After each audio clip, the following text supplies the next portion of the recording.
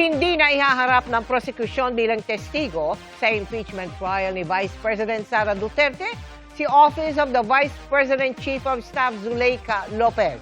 Gayun din, sina House of Representatives Sergeant-at-Arms Belinda Bello. Nakatutok si Joseph Moro. 2 araw na naka-standby sa Senado si Atty. Zuleika Lopez, ang Chief of Staff ni Vice President Sara Duterte.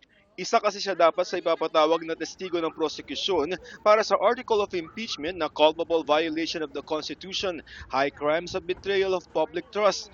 Kagabi sinabi ng prosekusyon sa korte na hindi na nila ihaharap si Atty. Lopez, pati na rin si Captain Belinda Bello ng House of Representatives Sergeant-at-Arms. Paliwanag ni Private Prosecutor Attorney Lorna Capunan, uulitin lamang daw naman ng dalawa ang mga nasabi na ng dalawang naunang testigo mula sa National Bureau of Investigation o NBI.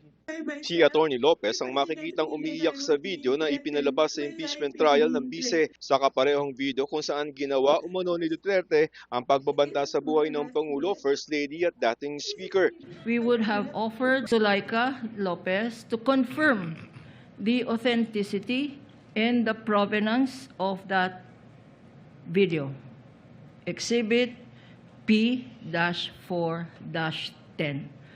Totally unnecessary because the defense themselves used the very same video. So by their own admission, there is no question about this video.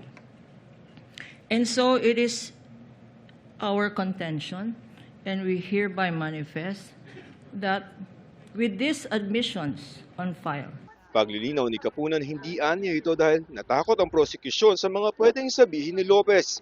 And those of you who know me, and I see many familiar faces here, know that hindi ako maatras at all. In fact, I kill a mosquito with an atomic bomb. This was not necessary here. Wala namang tutol dito ang depensa. That's okay with us. We did, honestly, I was being asked kanina if we expected it. We honestly did not expect it. That was the prerogative of the prosecution and we have no objections on the same. Binawi na rin ng prosekusyon ang pagpipresenta nila ng 5 pang mga testigo kabilang na ang kinatawan ng PNP Firearms and Explosives Office at mga taga-media. Nasabi na rin naman daw kasi sa korte ang kanilang mga sasabihin tulad ng pagkakaroon ng press conference ng pangalawang Pangulo.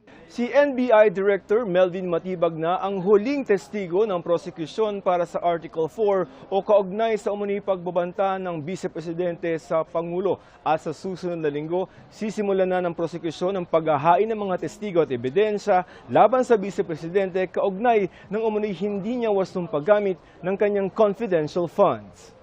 Ikinagagalak naman ni Senate President Sherwin Gatchalian ang desisyon ng prosekusyon na bawasan ang kanilang ihaharap ng mga testigo. Sa tansya niya kasi noon, posibleng abutin ng 17 buwan o 1 taon at 5 buwan ang paglilitis. That's a year and a half or a year and 5 months to be exact.